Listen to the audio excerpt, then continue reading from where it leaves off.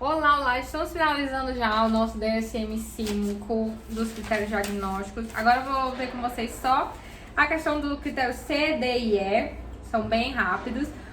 O critério C, ele fala que os sintomas devem estar presentes precocemente no período do desenvolvimento, tá? Até porque o autismo é um transtorno do neurodesenvolvimento. Mas podem não se tornar plenamente manifestos até que as demandas sociais excedam as capacidades limitadas ou podem ser mascarados por estratégias aprendidas mais tarde na vida. Isso é para alertar para o profissional que a pessoa, ela precisa ter um histórico desde a infância, mas que ela pode sim ser uma pessoa que aprendeu artimanhas para mascarar esses comportamentos e que às vezes ela não vai ter uma dificuldade tão visível porque ela ainda não se submeteu a experiências que exigissem essas características dela, tá?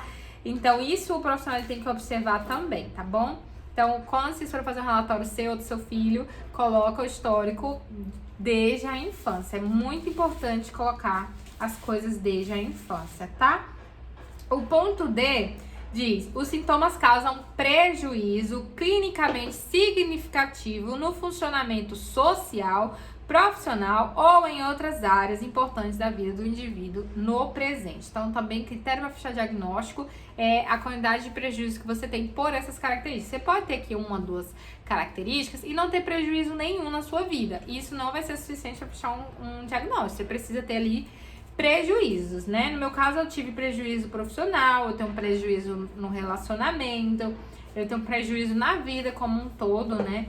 Por ter essas características, tive consequências desastrosas na minha vida,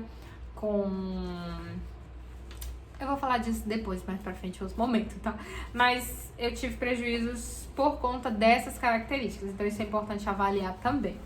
O ponto E diz: essas perturbações não são mais bem explicadas por deficiência intelectual. Isso é só nomenclatura para os profissionais, tá?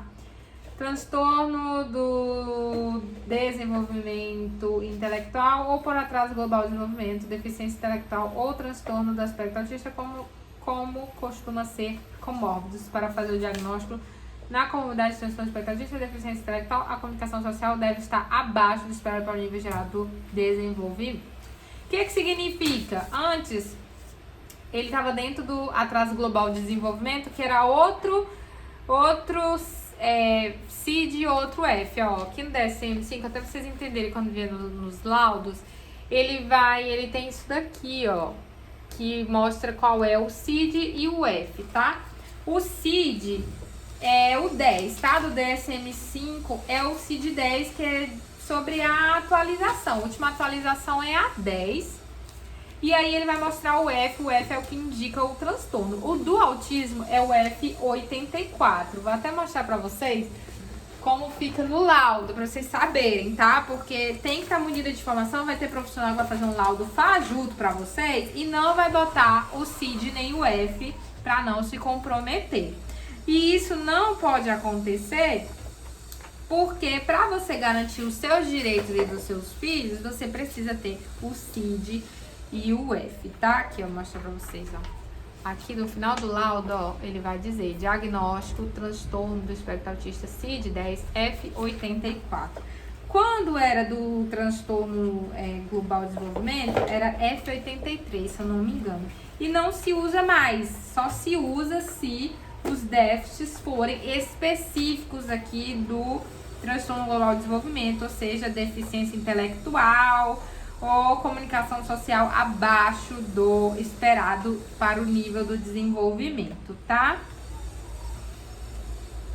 E aí ele tem mais algumas notas de como o profissional deve especificar isso em laudo. Vale a pena ler também, só para quando você for checar o seu, você ver se tá tudo certinho, tá? Então é isso, dúvidas,